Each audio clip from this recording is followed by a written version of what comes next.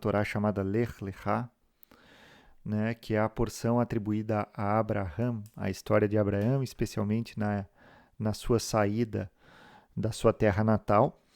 E vamos conversar aqui brevemente sobre algumas ideias, porque essa porção, em termos simbólicos, que é sempre o nosso foco, ela traz muitas estruturas para a nossa vida na Terra, para a nossa vida, de como nós podemos desenvolvê-la, de como nós podemos encontrar o nosso próprio caminho a partir dos ensinamentos dessas revelações que nós encontramos na Torá e nos livros dos sábios. Então, meu querido amigo, eu já te saúdo e te passo a palavra, né, para contextualizares do que se refere a essa porção, né, e como nós podemos nos aproximar dela em termos simbólicos. Olá, muito bom dia a todos que estão aí nos acompanhando, muito bom dia a ti. Mais uma vez, a gente está discutindo esses temas, conversando, na verdade, sobre esses temas elevados, e isso sempre é um alimento para a nossa alma e espero que para a nossa audiência também seja.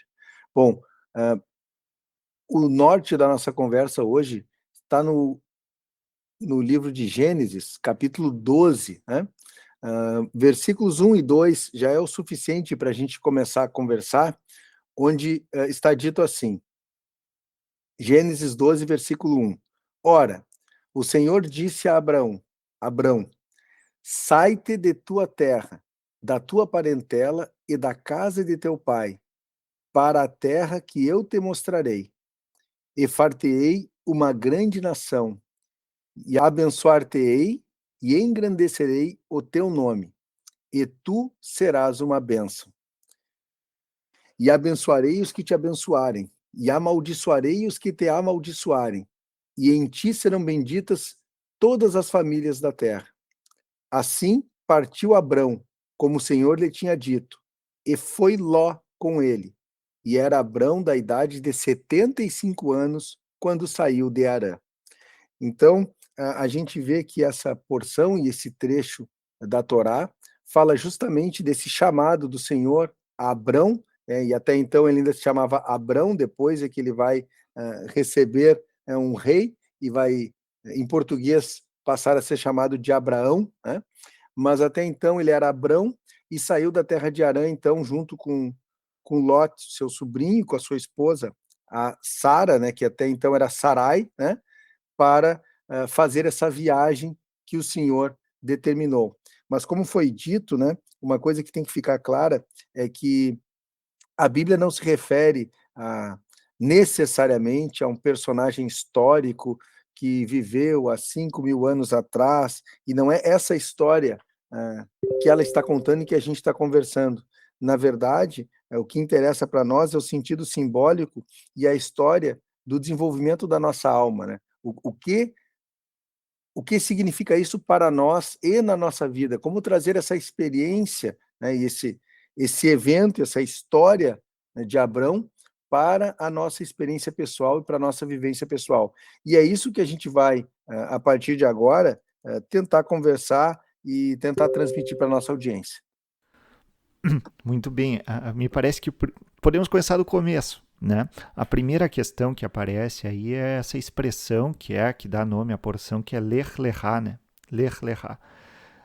Em hebraico é Lamed e Raf final, repetido duas vezes. E é uma expressão interessante, né? Porque quando nós lemos em hebraico, no original, digamos assim, a melhor tradução poderia ser como vá para você mesmo, né? Uma tradução hiperliteral seria nesse sentido, vá para você mesmo, né? Então, porque não haveria necessidade de se falar dessa forma o lechá, né? Poderia dizer, olha, vai-te embora da casa do teu pai, mas não, vá para você mesmo. É assim que começa a ordem do Senhor. E quando nós vamos ler o Zohar, o livro do Zohar, que é esse livro máximo da mística judaica, né?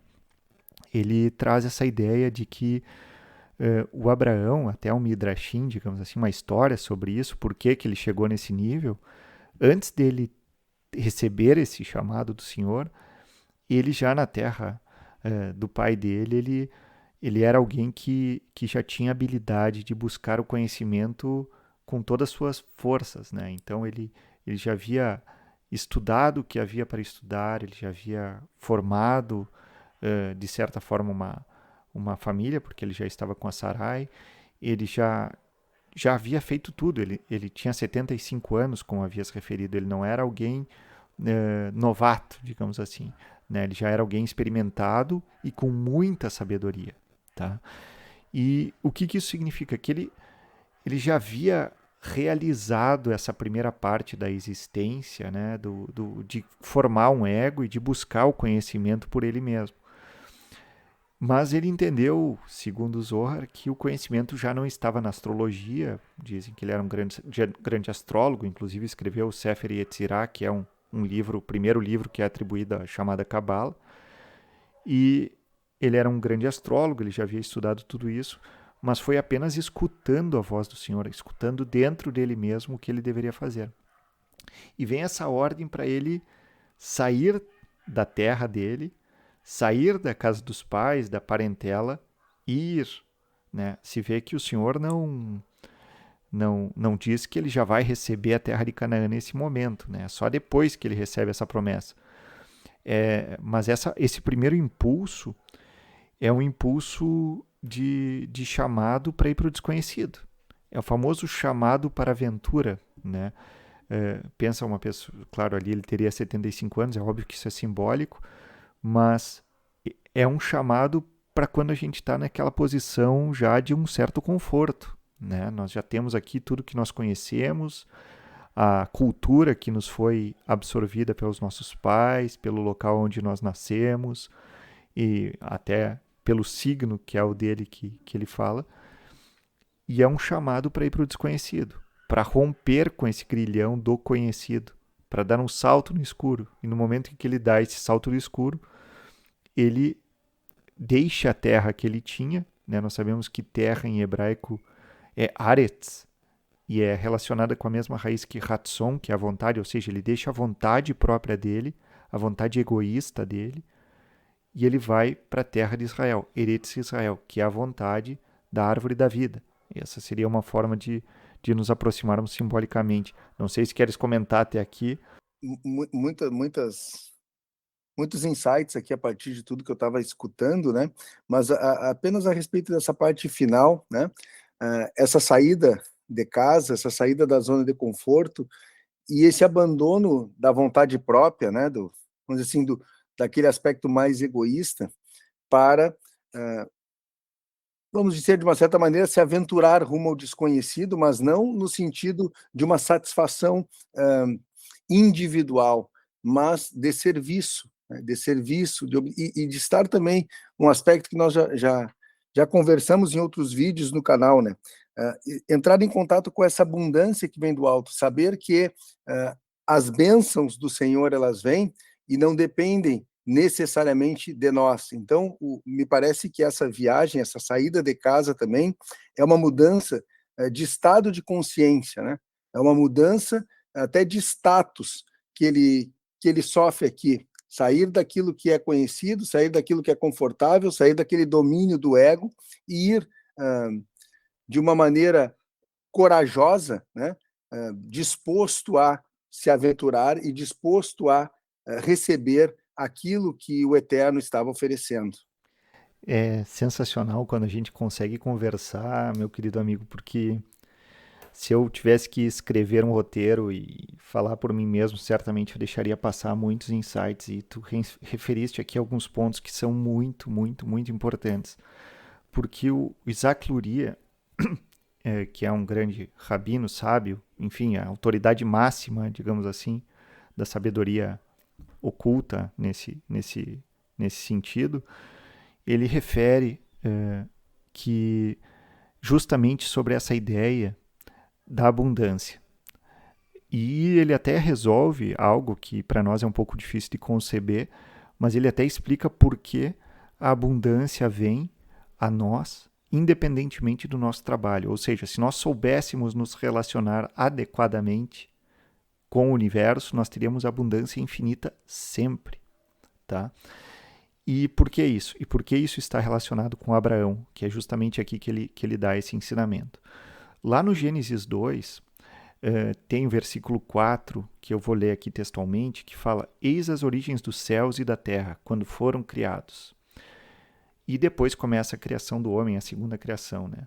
Mas o que chama a atenção é que nesse versículo consta uma palavra chamada Behi-Baram. Nós já falamos sobre ela, acho na oportunidade da letra rei, quando nós falamos sobre a letra rei, porque existe um rei muito pequeno, e essa palavra Behi-Baram pode ser transliterada como Be-Abraham, para Abraão, ou seja, toda a terra foi criada para Abraão. E o Isaac de Luria fala o seguinte, que antes de Abraão, era como se a divindade não tivesse ninguém, não tivesse um vaso aqui na criação para fazer essa criação se manifestar em toda a sua potencialidade. Então, toda a criação foi feita para Abraão, porque o Abraão representa em cada ser humano a qualidade que nós temos que desenvolver. Né? Tu veja que ele tem essa chamada para a aventura, essa chamada para romper os grilhões do passado, né? E para desenvolver essa potencialidade máxima. Né? E o Isaac Luria fala o seguinte, que quando nós atingimos essa qualidade do Abraão, que é relacionada a Hesed, né? A qualidade de doação, nós somos maduros. Por quê? Porque a maior parte da humanidade vive num estado de amamentação, no estado do bebê mamão, vamos colocar assim. Ou seja, quer receber tudo de graça, quer receber tudo como se estivesse mamando, né? Como um bebê que mama no seio da sua mãe. Então, nós vemos até pessoas aqui nessa terra com alto desenvolvimento intelectual, mas que acreditam que todo mundo tem que servir a elas, né? E que se expoliam não apenas as pessoas, mas também os bens da própria terra, né? Da nossa mãe terra, vamos colocar assim. E que a qualidade de Abraão é justamente ao contrário. A qualidade de Abraão é do ser maduro, certo? É daquele que consegue dinamizar o que ele tem e dar para os outros. Né? Nós vemos ao longo da história do Abraão que ele sempre tinha a sua tenda aberta para quem chegasse. Né? Nós vemos aquele episódio onde ele recebe os 3 anjos, que ele estava no dia mais quente na porta da sua tenda e quando ele vê 3 passantes, ele se atira para tentar acolhê-los, lavar os pés deles, lhes fazer um banquete, etc. Isso representa uma qualidade, a qualidade doadora, a qualidade de não esperar o que eu quero do mundo, digamos assim, mas o que o mundo quer de mim, o que o mundo precisa de mim. Ele precisa de alguém que dê, né, que tenha essa empatia. Perfeito, eu só queria pontuar esses aspectos, porque para mim foi muito, muito interessante e uma leitura me parece muito correta e muito adequada, essa relação entre a escassez e a abundância, né? E percebendo que essa mudança de perspectiva da escassez para a abundância vem a partir da própria qualidade do Abraão, essa qualidade da misericórdia, né? Essa generosidade ou essa graça, Hesed, né? Que a gente tem ali, a coluna da direita da árvore da vida, e justamente, como se falou, essa viagem da maturação do ego, essa mudança de status em que tu passa de recebedor para doador, em que tu passa de filho para pai, e é só depois dessa viagem que o Abraão vai se tornar pai, ainda alguns anos mais tarde, depois até da circuncisão e da aliança, que ele vai se tornar pai do Isaac, né? Antes até do Ismael. Mas essa mudança de status e ver que a gente vai estar apto a desfrutar dessa abundância que existe no mundo a partir dessa visão da misericórdia divina, quer dizer, a partir até desse despojamento, a gente pode dizer isso, né, que quanto mais despojados nós somos, mais aptos nós estamos para usufruir, desfrutar e receber dessa abundância e perceber essa abundância que existe na criação. E é interessante porque alguns temas acabam sendo recorrentes, mas a própria visão daquele Aleph, né, com 2 iodes, né, um Vav atravessado na diagonal, com o iode superior e o iode inferior, nos trazendo aquela ideia do vaso de cristal e do vaso de barro, né, um que doa e um que recebe. Então, me parece que essa mudança de status e essa abundância, ela vem dessa capacidade de doação, são coisas que andam juntos aqui, né? Esse amadurecimento do Abraão, essa viagem do Abraão, essa saída de Abraão e essa capacidade dele desfrutar dessa abundância justamente por saber doar, saber dar, né? Ter essa generosidade. Só queria pontuar isso dentro da tua fala, que me pareceu muito importante. Isso é sensacional, né? A capacidade de doação e a capacidade de maturidade. Maturidade e doação, acho que nós poderíamos pontuar assim, né? E aqui tem o segredo da abundância, né? Vamos colocar assim, né? Qual é o segredo da abundância que todos buscam, né? Segundo os sábios, né? O que que acontece? Se nós pegarmos aquele esquema da árvore da vida, né? Que nós vemos 10 sefirotes, a parte superior da árvore da vida, e nesse capítulo o Isaac Luria fala sobre isso, ele refere que o Abba e Ima, o pai e a mãe, que é Rokhmah e Binah, eles estão sempre copulando. E o que que isso significa? Significa que a divindade está sempre produzindo, é algo infinito. Tudo que nós pudéssemos imaginar e mais tudo que nós não podemos imaginar é como se estivesse em constante produção, é como se fosse um repositório infinito de toda a abundância de tudo que existe. Porém, essa abundância só pode descer se houver Abraão, porque a criação foi feita para Abraão. Então, quem permite que ocorra, e desculpem os termos, mas a Kabbalah ela usa esses termos até com certa conotação de amor, de vinculação entre o masculino e o feminino, para que essa chefa divina, para que essa abundância divina desça, há necessidade de que aqui embaixo alguém faça a ligação entre o masculino e o feminino.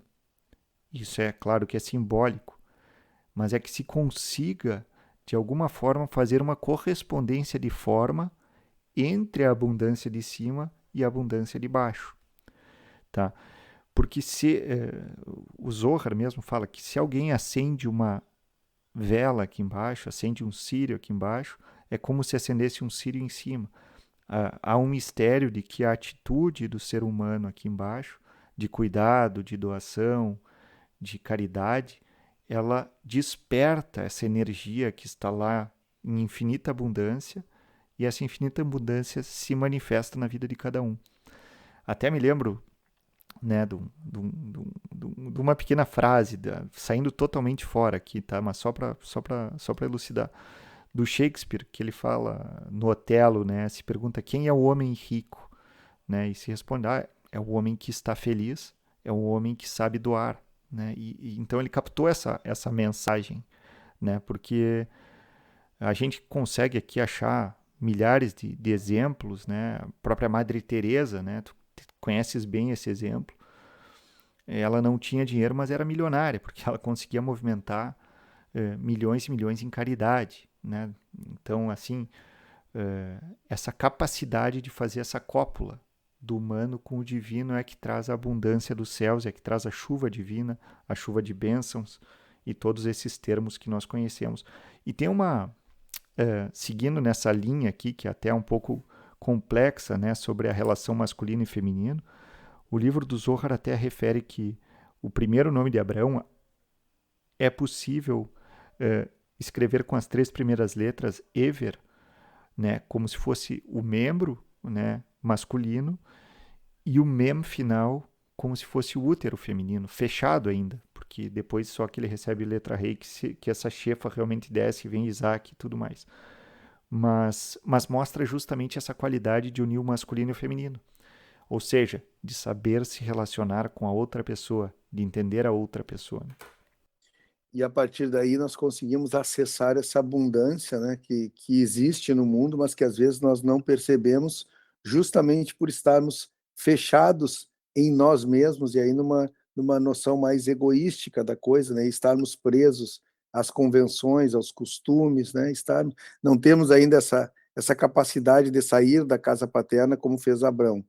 Ainda um outro aspecto aqui que eu queria comentar, vocês parece que tem algo de interessante aqui, é que ele não viajou sozinho, né? Ele foi acompanhado da sua esposa, da Sarai, né? Também chamada Sarai, que depois muda de nome para Sara, né? E do Lote, o seu sobrinho, né? E isso também é um aspecto interessante, no sentido de que nós não viajamos sozinhos. E aí, se nós pensarmos na própria dimensão do homem mesmo, né, a gente pode dividir o homem pelo menos em 3 partes, né? Claro que algumas tradições até dividem em mais, mas a gente pode falar em espírito, em alma, em corpo, né? E o alinhamento dessas vontades, a coerência desses 3 planos de existência do homem também é importante. Quer dizer, ninguém faz essa viagem sozinho.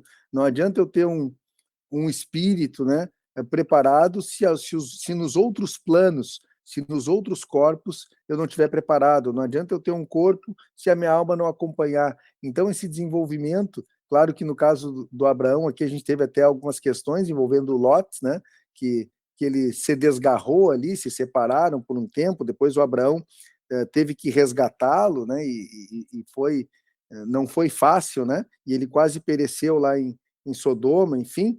Mas o interessante é que a viagem não é feita sozinha. Quer dizer, o homem, por si só, ele é um ser complexo, ele é um ser, vamos dizer assim, multidimensional, que ele existe em vários planos, e talvez por isso a existência humana seja repleta de paradoxos e de contradições, porque é difícil para nós também conciliarmos e mantermos a unidade entre todas essas pessoas que vivem dentro de nós, entre todos esses seres. E aqui essa saída do Abraão da casa do seu pai, acompanhado do seu sobrinho e da sua esposa, me parece que também tem alguns mistérios e algumas mensagens que a gente pode eventualmente conversar. É perfeita a tua observação, porque lembras daquela relação que nós falávamos do rei, né? O que acontece? Todos nós somos chamados para sermos reis em nós mesmos, né? Para sermos nós os reis e sacerdotes dentro de nós mesmos.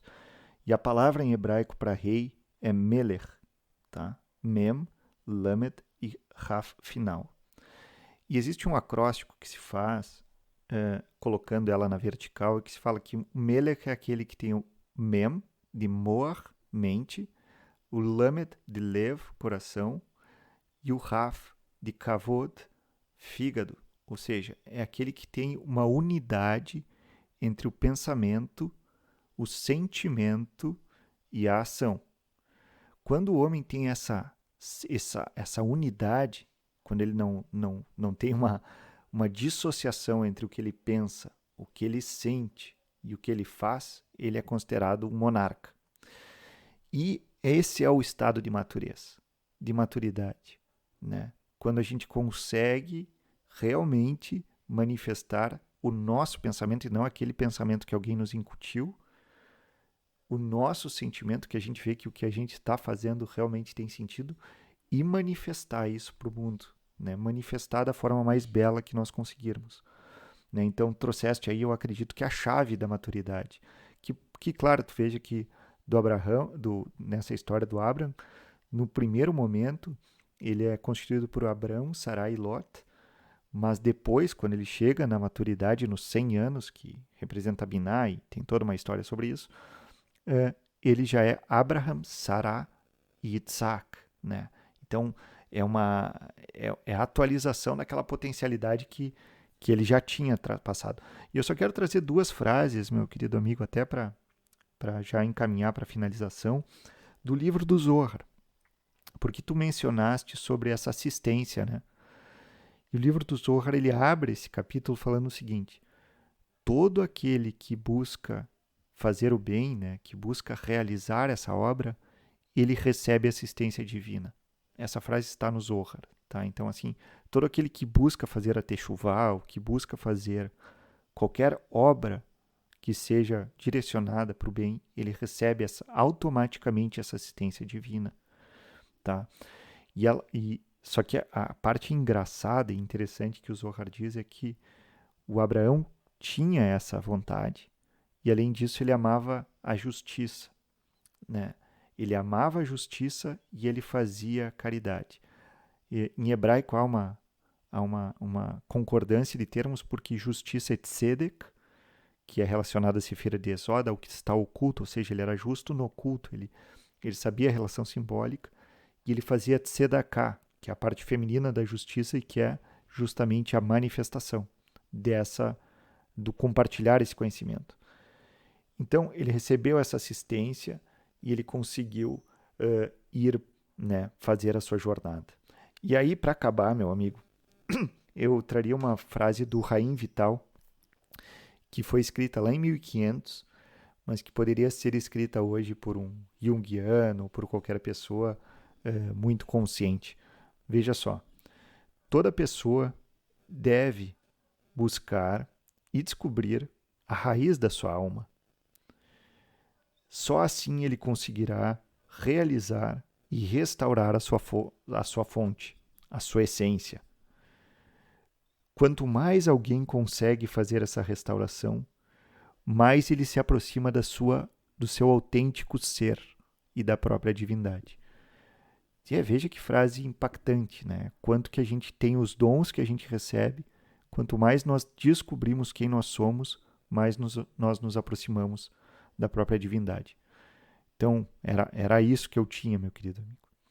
Excelente, acho que foi uma conversa muito proveitosa para todos nós e assim esperamos para a nossa audiência também e que elas possam, cada vez mais, assim como nós estamos tentando também nessa caminhada, se aproximar dos preceitos do Eterno e internalizar esses ensinamentos preciosos trazidos na Torá para a evolução e engrandecimento das suas almas. Eu desejo que todos aí possam continuar nessa caminhada e assim me despeço da nossa audiência até o nosso próximo encontro. Muito obrigado. Muito obrigado, meu querido amigo, e muito obrigado a você que nos assistiu até agora. Nós ficamos à tua disposição para o que precisares. É sempre um prazer estarmos aqui unidos. Eu agradeço muito. Receba um grande abraço e até a próxima.